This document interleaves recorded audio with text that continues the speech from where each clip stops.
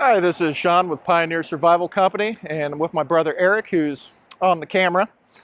So we're on our trip to Chillicothe, Ohio. We're getting away from the camping and stuff this particular trip, and we're doing more of a historical trip. So we're checking out some of the different Indian mounds and some of the architecture and stuff in the area. And so we're actually staying at this beautiful bed and breakfast. It's called the Atwood House Bed and Breakfast. And so we're going to go inside and we're going to take you on a little tour of this historic place. And maybe, if we're lucky, we'll even get you an interview with the owner.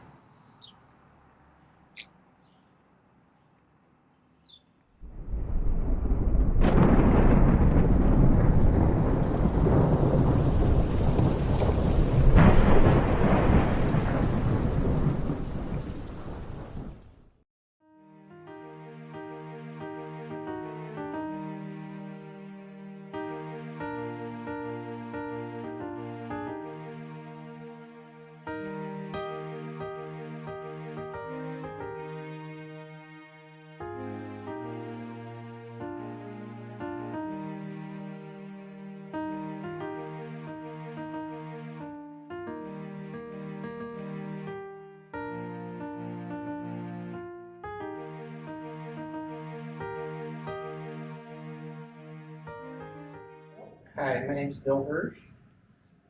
I bought the house about 20 years ago. It was an old apartment house, and I stripped away what was ugly and new, and pretty much the rest of the house is what remained. It was built in 1843 by a gentleman by the name of McLandberg.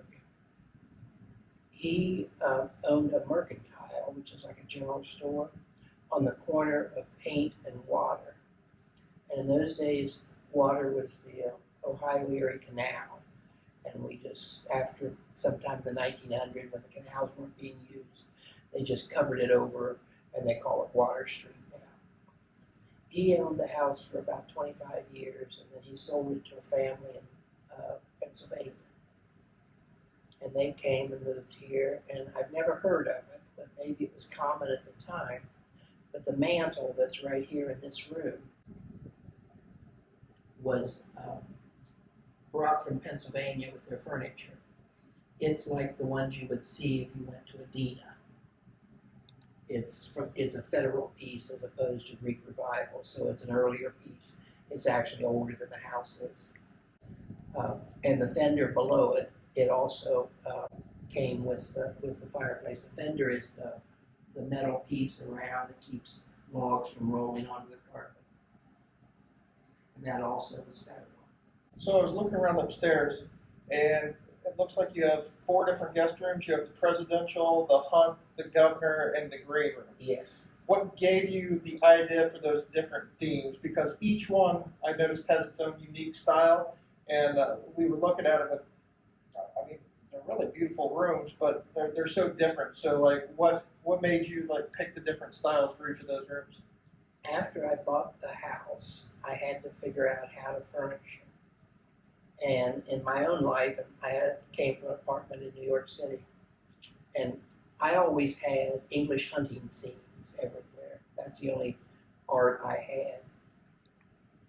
But I didn't think this house, being Greek Revival and American, would go well with hunting scenes. So I just put them all in that one bedroom, and I called that the hunt room. And then we stayed in the presidential room, which was heavily decorated with, I guess, knickknacks and stuff. Presidential memorabilia. Yeah, and there's a lot of cool things in there. And we were talking earlier, you said you actually got some of that stuff while working with the president? When I was in the Navy, I was at college at Ohio University. And in those days, it was during the Vietnam era and the draft. And I was high up on the list, but the deferment kept me in college. So when I graduated in '69, I knew I'd be drafted or I could enlist. So I enlisted in the Navy, and I enlisted as a steward, and I ended up at Camp David.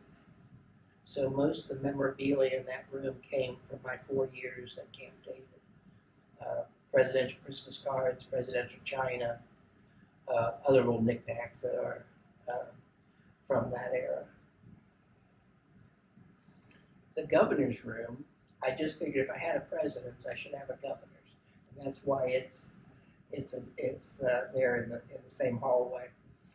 And I've been lucky enough to have two governors, one of each political twist. I had Governor Taft when his wife was doing a 300 or 400 mile walk. She's in her 80s, and she wanted to publicize the mounds. The new we just got on the world site of historic places, and the mounds are what we're on for. And she walked all the mounds in southern Ohio. She did it over a summer, and so just did a few miles every weekend, but it was very impressive. But she stayed here twice, and he would then come in the evening and stay with her. So I've had him in the president's room, and then also Governor Strickland, who's a Democrat. I had him also. So I haven't had any presidents stay. I wish I had, but I haven't. Closest I came to Kerry, almost, but that didn't happen. But the governors I did have. And then we get to the green room, and I was out of names and out of furniture almost. And I guess that the wall was green, so I called it the green room. All right. Best I could do. And lastly, what we've really noticed is the fantastic breakfast. So I don't know if you want to divulge secrets, but those eggs that you cooked yesterday, like, what did you put in? Like some cream cheese or something? How did you make those eggs so tasty and fluffy? I've been lucky enough to go to Paris a few times, and over here we seem to overcook our eggs. So my secret is not overcooking them. You want to get them cooked. I don't like them if they're too runny. If you go from Paris to Normandy, the closer you get to Normandy, the more runny the eggs get. And by the time, I can't eat the ones in Normandy hardly. They're a little raw for my taste.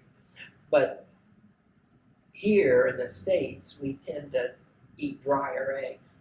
But what I do is I whisk them with a little cream. I think I use chives. I have that in the garden. And I do everything you shouldn't do. I've watched Julia Child, and she says use milk, not use water, not even milk. And I use heavy cream. She said, take a fork and barely whisk. I beat them with a whisk until all the yolks dissolved and they're fluffy. And they say put them in a warm skillet, not a hot skillet. I turn the skillet up as high as I can, so I do everything wrong. But I put them in, I cook them quickly, and then you can't really cook the tops of them.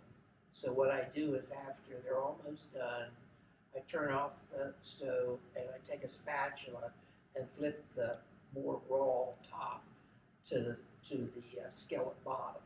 And so it just barely cooks in. So you end up with an egg that's not overcooked. That's the only secret of the scrambled egg. They were amazing. So if you want some really good food, he is fantastic. This place has been an absolute delight to stay at. It's rich in history. The food is fantastic. The rooms are great. So if you're in Chillicothe, highly recommend that you come out and visit this place. Would you like to tell everybody how to book a room? Just if you go to my website, atwoodhouse.com. It was actually atwoodhousebedandbreakfast.com. And then you can just book right on the website. Did you have any trouble booking? It went through quickly? No, okay. Pretty easy. So there you have it. That's Atwood, the Atwood Bed and Breakfast, and it's been a real treat. We really want to thank you for our pleasant stay that we've had here. You have been a fantastic host for us. Well, thank you very much. I'm glad you came. All right. Well, thanks everybody, and just remember to follow and like us on Instagram, Facebook, YouTube, Pioneer Survival Company, and also visit our website at pioneersurvivalcompany.com.